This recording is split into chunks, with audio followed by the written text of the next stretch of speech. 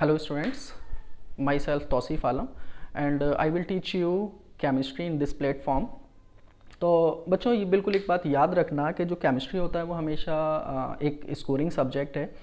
तो आप लोगों को करना क्या होगा, इसके लिए बिल्कुल माइंड मेकअप करना होगा कि प्रिपरेशन कैसे करनी है, ठीक है। तो बच्चों आप लोग जो एग्ज़ाम में अपेयर होगे, या तो वो बच्चों एग्ज़ाम होगा आपका आईआईटी का या जेई या बेटा फिर एएमयू, ठीक है। यूजुअली हम लोग यहाँ पर इसके लिए स्टडी करते हैं, ठीक। अगर आप यहाँ पर बेटा एएमयू की अगर बात करते हैं तो एएमयू के अंदर यहाँ पर बहुत सारे वो हो जाते हैं टेस्ट इसमें इंक्लूड, जैसे आपका बीटेक है, ठीक है। और इसके अलावा बेटा आपका बीएससी है, इसके अलावा बेटा पैरा नर्सिंग है, ठीक है, पैरा मेडिकल है कोर्स, इसमें पैरा मेडिकल का कोर्स हो गया। और इसके अलावा बेटा और भी बहुत सारे कोर्सेज हैं, जैसे इसके अलावा जामिया मिलिया इस्लामिया भी है। तो बच्चों आप लोगों को यहाँ पर केमिस्ट्री इस हिसाब से पढ़नी है कि आपके सारे जो कोर्सेज हैं वो कवर अप होने चाहिए, सारे एंट्रेंस। इसके अंदर हम लोगों का जो टारगेट रहेगा, हम हमेशा इसके अकॉर्डिंग आप लोगों को पढ़ाएंगे आईआईटी के, ठीक है। तो इसका लेवल क्योंकि ऊपर होता है, तो अगर आपने एक बार इस लेवल पर पढ़ लिया तो आपके लिए बाकी चाहे एएमयू हो, जामिया हो या कोई और टेस्ट हो, वो आपके लिए काफ़ी आसान हो जाएगा। तो बच्चों आप लोगों को केमिस्ट्री एक सिस्टमेटिक वे में स्टार्ट करनी है, ठीक है। तो यहाँ पर जो पूरी केमिस्ट्री, पूरे जो आपका 11th और 12th है बेटा, पूरी केमिस्ट्री को हम लोग 3 सेक्शन में बांट देते हैं, जैसा आप लोगों को पता भी है। एक होता है फिजिकल केमिस्ट्री, एक इनऑर्गेनिक केमिस्ट्री और एक ऑर्गेनिक केमिस्ट्री, ठीक है। तो बच्चों आप लोगों को बिल्कुल अच्छे से पता होना चाहिए कि कौन सा चैप्टर किस में इंक्लूड किया गया है। और फिजिकल केमिस्ट्री, इसके अलावा बेटा इनऑर्गेनिक केमिस्ट्री और नेक्स्ट जो आएगा बेटा वो ऑर्गेनिक केमिस्ट्री। तो हमारे पास में ये 3 सेक्शन हो जाते हैं और ऑलमोस्ट हर किसी का जो वेटेज रहता है वो इक्वल रहता है, ठीक। जैसे अगर आप लोगों का 300 का पेपर है फॉर एग्जांपल, तो उसमें 100 300 का केमिस्ट्री का पेपर है अगर बेटा, तो इसमें 100 का इस तरह से ये पेपर डिवाइड किया जाता है ऑलमोस्ट, ठीक है। कभी कम कभी ज़्यादा, लेकिन रहता क्या है, ऑलमोस्ट सेम रहता है, ठीक है। तो बेटा यहाँ पर ऑर्गेनिक आप लोग को अब ये पता होना चाहिए 11th और 12th में मिला के कौन से चैप्टर्स ऐसे हैं जो फिजिकल केमिस्ट्री में आते हैं, कौन से चैप्टर ऐसे हैं जो इनऑर्गेनिक में आते हैं, कौन से ऐसे हैं जो ऑर्गेनिक में आते हैं, ठीक है। तो अगर हम बेटा स्टार्ट करते हैं 11th क्लास से, 11th क्लास में, तो 11th क्लास के जो चैप्टर्स हैं जो इसमें इंक्लूड किए गए, वो पहला है बेटा basic concept of chemistry. Basic concept of chemistry जो पहला ही चैप्टर है, ठीक है बेटा, पहला। दूसरा एटॉमिक स्ट्रक्चर, एटॉमिक स्ट्रक्चर। तीसरा है बेटा आप लोगों का केमिकल बॉन्डिंग, केमिकल बॉन्डिंग। चौथा चैप्टर है बेटा पीरियोडिसिटी। पीरियोडिसिटी जो पार्ट है वो इनऑर्गेनिक केमिस्ट्री का पार्ट है, periodicity and classification of elements. तो यहाँ पर मैं सारे जो लिख रहा हूँ वो यहाँ पर पहले 11th क्लास के लिख रहा हूँ। आप लोगों को पता होना चाहिए कौन कौन से किस पार्ट में आते हैं, और आपको प्रिपेयर उसी हिसाब से करना है। और यहाँ पर आप लोगों को जो पढ़ाया जाएगा वो इसी के अकॉर्डिंग पढ़ाया जाएगा। ये थोड़ा सा डिफरेंट होगा, लेकिन आप लोगों को मज़ा बहुत आएगा इसे पढ़ने में। तो 11th क्लास का first chapter, second, third, fourth chapter is classification of elements, classification of elements and periodicity in properties. उसके बाद बच्चों जो 5वां चैप्टर है आपका वो है गैसियस स्टेट, जो कि इसमें आएगा फिजिकल के अंदर, गैसियस स्टेट। उसके बाद 6th चैप्टर बेटा थर्मोडाइनमिक्स, थर्मोडाइनमिक्स जो इसका पार्ट है, थर्मोडाइनमिक्स। उसके बाद बेटा 7th पोर्शन जो आ गया वो इक्विलिब्रियम है। यूजुअली हम लोग जो इक्विलिब्रियम को डिवाइड करते हैं बेटा, वो 3 पोर्शन में डिवाइड करते हैं, 2 पोर्शन में। एक होता है बेटा केमिकल इक्विलिब्रियम और एक आयनिक इक्विलिब्रियम। तो आप लोगों को जब यहाँ पढ़ाया जाएगा तो आप लोगों को ये डिवाइड करके पढ़ाया जाएगा कि ये केमिकल इक्विलिब्रियम का पार्ट है और ये आयनिक इक्विलिब्रियम का पार्ट है। So these are the chapter for first book of the 11th class. उसके बाद जब आप सेकेंड बुक पे पहुंचोगे तो उसमें पहला चैप्टर है रेडॉक्स। जो रेडॉक्स आएगा वो इसके अंदर, रेडॉक्स इनऑर्गेनिक का पोर्शन है। उसके बाद आपका जो 6 पोर्शन है, 6 4 ये हो गया 7, ये काम करते हैं इसमें 1 2 3, ये 4 5 6, यहां पर ये 1, ये 2 रेडॉक्स। तीसरा बेटा हाइड्रोजन हाइड्रोजन। उसके बाद फोर्थ जो चैप्टर है आपका इसके अंदर जो कंटिन्यूटी में है वो है the S block elements, S block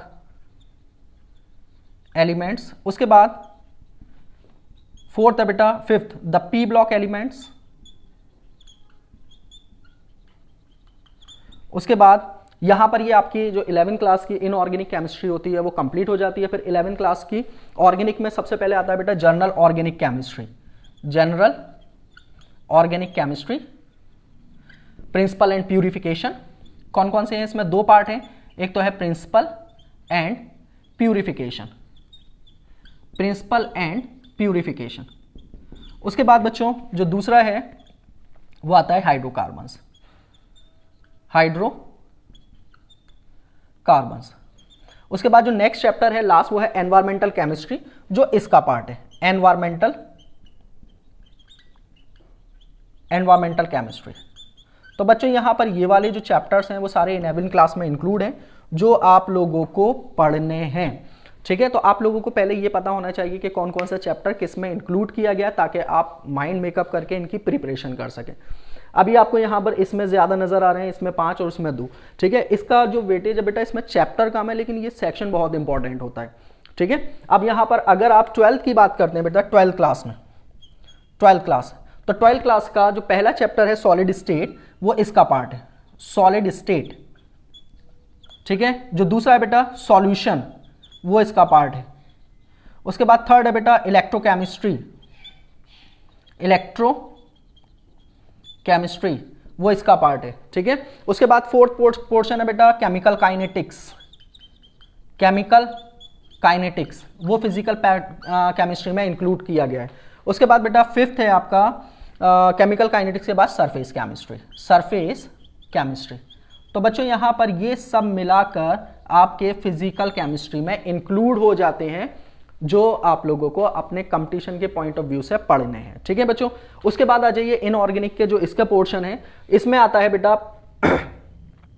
first जो 12 का पोर्शन, ये 12 के हैं यहाँ पर, ऊपर जो मैंने लिखे हुए हैं वो 11वीं क्लास के, ये 12th का। तो इसके अंदर जो पहला चैप्टर आता है बेटा वो है जनरल एक्सट्रैक्शन ऑफ मेटल, मतलब हम उसको बोलते हैं मेटलर्जी, मेटलर्जी,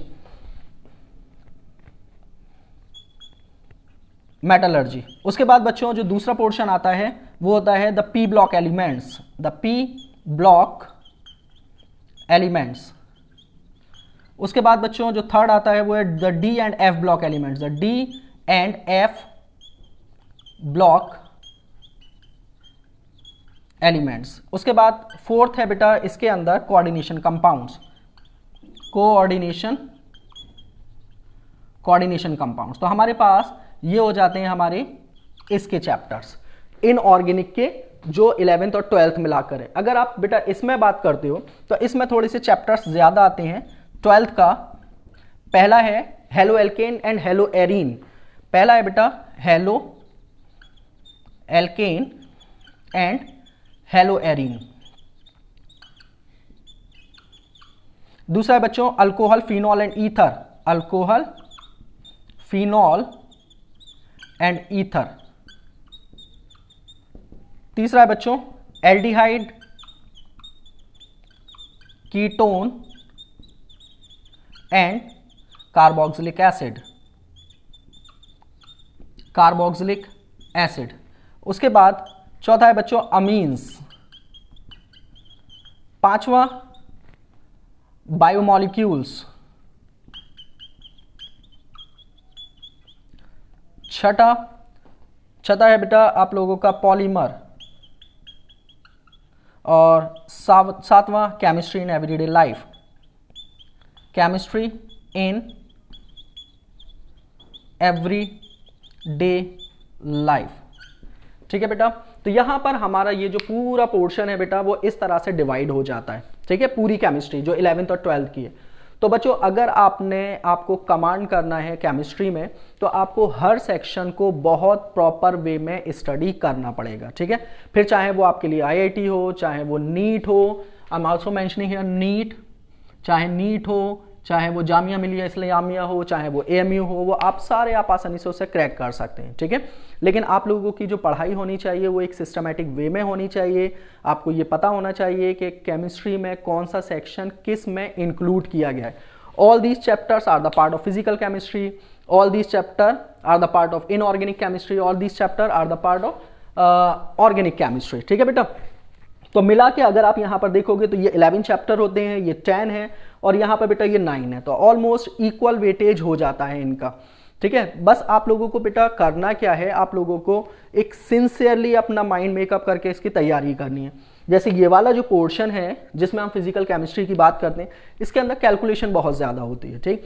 तो आप लोगों को इनके कंसेप्ट क्लियर करने हैं और इनकी कैलकुलेशन पे कमांड करनी, ठीक है बेटा।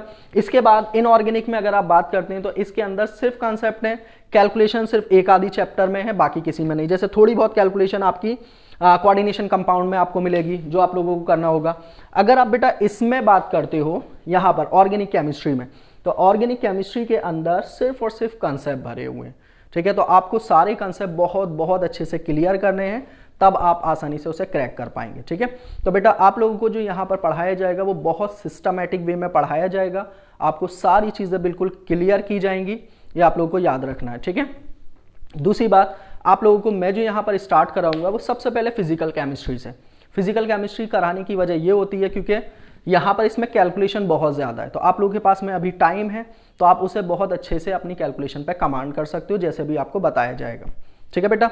तो यहाँ पर बाकी और जो चैप्टर्स हैं, यहाँ पर ये बहुत बहुत बैलेंस, जो 11th और 12th में जो वो रखा गया है सिलेबस बहुत बैलेंस है।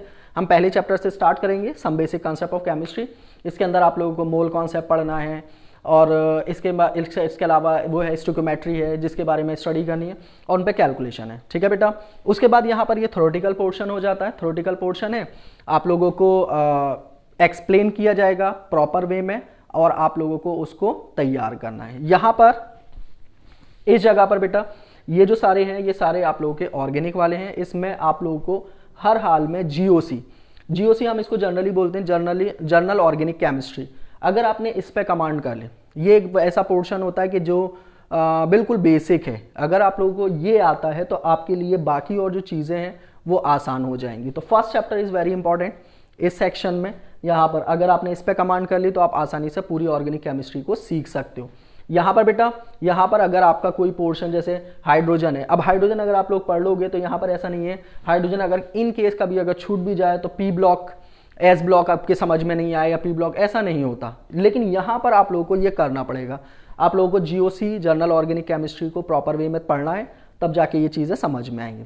क्लियर है बेटा। तो आप लोगों को अगर अपना क्रैक करना है एग्जाम, ठीक है, तो ये याद रखेंगे सारे जितने भी सब्जेक्ट हैं उसको आपको इक्वल टाइम देना है और उनको प्रॉपर वे में पढ़ना है, पहली बात। दूसरी बात, केमिस्ट्री के लिए आप लोगों को याद रखना है कि कौन कौन से चैप्टर किस किस सेक्शन में आते हैं, ठीक है बेटा। जैसे इसके अंदर कितने आ गए, ये हैं चैप्टर्स, इसमें ये, तो आप लोगों को एक मतलब एक माइंड आप प्रिपेयर कर लेंगे कि हाँ मेरी फिजिकल केमिस्ट्री अब इतना पढ़ना है, इतना रह गया है, इनऑर्गेनिक में ये पढ़ना है, ये और रह गया है, और उसके बाद में ऑर्गेनिक के अंदर, ठीक है बेटा। तो आप लोगों को अच्छे से इसको तैयार करना है, ठीक। अगर आपने यहाँ पर, हम लोग यहाँ पर यूजुअली जो आप लोगों को पढ़ाएंगे, जो बताएंगे, वो IIT लेवल का और नीट लेवल का बताएंगे, ठीक।